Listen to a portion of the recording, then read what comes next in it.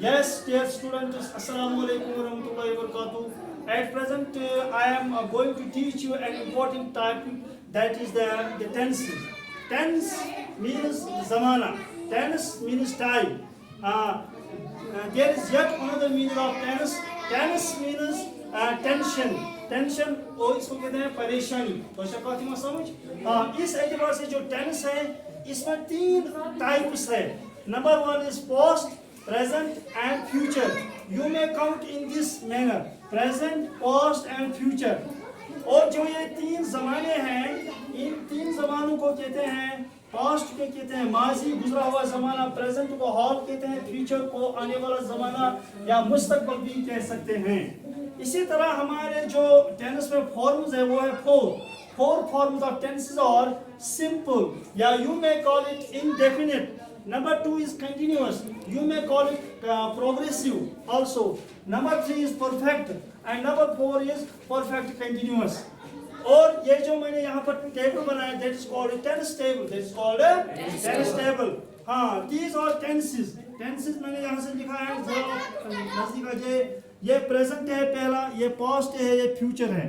और यहाँ से मैंने forms लिखे, ये है simple, ये है कंटिन्यूअस, ये है परफेक्ट, ये है परफेक्ट कंटिन्यूअस। तो शक्ल समझ। तो इसी तरह हम देखेंगे जो ये प्रेजेंट सिंपल है, इसमें आता है फर्स्ट फॉर्म ऑफ वर्ब या आता है हेल्पिंग वर्ब डू और डज। इसी तरह पास्ट सिंपल, उसमें आता है सेकंड फॉर्म ऑफ वर्ब। और इसी तरह आता है फ्यूचर सिंपल, इसमें आता है first form of verb and will and shall we will the helping verb. Will तो शैल आसे helping. When we chose yet gap mans kya is present continuous, that which is a fourth form of verb, which is a helping verb is and or. It has come past continuous, that which is a fourth form of verb, which is a helping verb was were. It has come future continuous, that which is a fourth form of verb, which is a will be the shall be. तो ऐसा कहते हैं समझ चलो पूरा गमा। इसी तरह जो ये प्रेजेंट परफेक्ट है, तीसरी वाली लाइन, इसमें आता है थर्ड फॉर्म ऑफ वर्ब और आता है हेल्पिंग वर्ब हैव और हैज। इसी तरह पास्ट परफेक्ट, इसमें आता है थर्ड फॉर्म ऑफ वर्ब और आता है हेल्पिंग वर्ब हैव। इसी तरह फ्यूचर परफेक्ट, इसमें आता है थर्ड फॉर्म ऑफ वर्ब और आता है हेल्पिंग वर्ब विल हैव या हैज, शैल हैव या हैज। इसी तरह जो एंड वाली लाइन है प्रेजेंट परफेक्ट कंटिन्यूअस, प्रेजेंट ये मुझे लेना है, परफेक्ट कंटिन्यूअस ये वाला लेना है पूरा। इसमें आता है फोर्थ फॉर्म ऑफ वर्ब और आता है हैव या हैज बीन। इसी तरह पास्ट परफेक्ट कंटिन्यूअस, इसमें ये डबा आएगा, that is called fourth form of verb and had been. ये लेकिन छोटा ही वहाँ समझ, ये इसको डिवाइड करती है। ये अलग अलग डबे हैं, ये आप ध्यान रखेंगे पूरा। इसी तरह फ्यूचर परफेक्ट कंटिन्यूअस आया ये डबा, इसमें है fourth form of verb and shall have या हैज बीन या विल हैज या हैव बीन। इस तरह ये जो ये डबा है, ये जो ये टेबल है, ये आपको याद रखना है।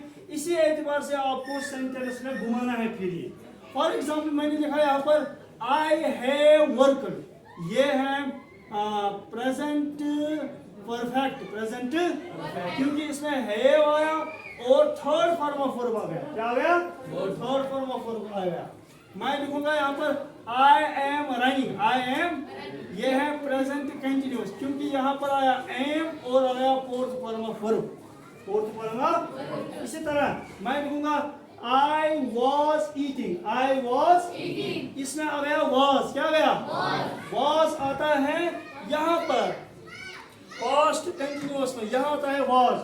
और I was eating, I was eating आ गया फोर्थ फॉर्म ऑफ वर्ब, लिहाजा बन गया ये पास्ट कंटिन्यूअस। क्या बन गया? या मैं इस तरह कहूँगा I have written a letter, I have, ये बन गया प्रेजेंट परफेक्ट। ये आ गया written आ गया थर्ड फॉर्म ऑफ वर्ब और आ गया have, I have written a letter, ये आ गया प्रेजेंट परफेक्ट। इसी तरह मैं बनाऊंगा I had written a letter, ये बन गया पास्ट परफेक्ट, पास्ट क्योंकि मैंने had लगाया। I had written a letter, समझे? या मैं इस तरह लिखूंगा आई रोट, मैंने लिखा, मैंने ये बन गया ये पास्ट इंडेफिनिट या पास्ट सिंपल। समझ आवा? तो मैंने ये इसलिए मतलब वीडियो के तौर पर आपको रिपीट किया ताकि अगर आप इसको बार बार देखना चाहोगे तो आप इसको देख भी सकते हो और समझ भी सकते हो। हालांकि मैंने ये पहले ही आपसे डिस्कस किया था। तो समझ सिंपली आपको क्या करना है, ये टेबल याद रखना है, ये 3 टेंसेस याद रखने हैं, ये फॉर्म्स याद रखने हैं, इनको अप्लाई करना है। कोई भी सेंटेंस हो उसको देखना है कौन सा हेल्पिंग वर्ब आया है, कौन सा मेन वर्ब आया है, उसी एतबार से आप डिसाइड करेंगे या प्रेजेंट है, पास्ट है, फ्यूचर है, कौन सा वाला टेंस है, ये आप डिसाइड आराम से कर सकते हैं।